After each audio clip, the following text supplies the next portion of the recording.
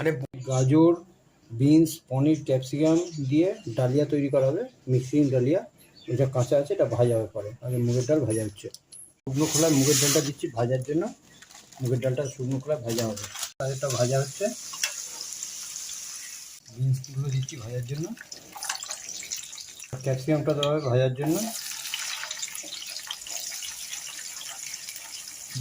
পনিরগুলো দেওয়া হবে ভাজার জন্য। সবটা দিয়ে দিলাম ভাজতে।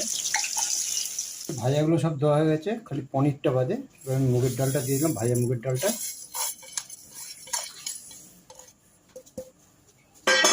ডালিয়াটাও দিয়ে দিলাম।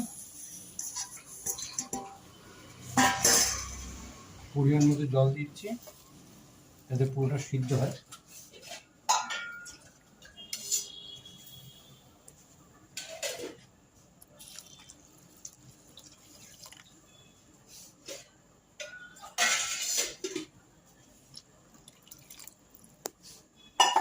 একসঙ্গে লবণও দিয়ে দিলাম সিদ্ধ হওয়ার জন্য।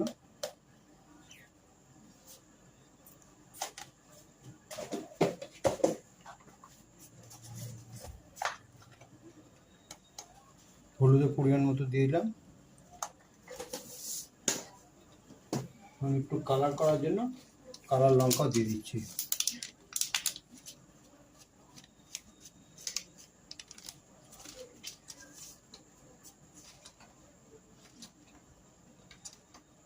সঙ্গে দুটো তিনটে কাঁচা লঙ্কা ফাটিয়ে দিয়ে দিলাম। এটা এবার সিদ্ধ হবে। এবার পনিরগুলো দিয়ে দিচ্ছি এর মধ্যে, যে ভাজা পনিরগুলো দিয়ে দিলাম।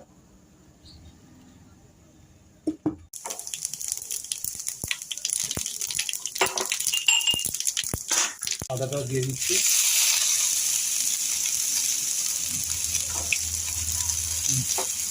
টোটালটাই মশলাটা এই সাতলায় দিয়ে দিলাম।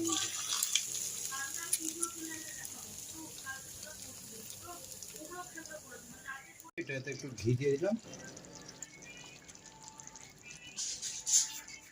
পনির দিয়ে ডালিয়া রেডি হয়ে গেছে, এবার খাওয়া শুরু হবে।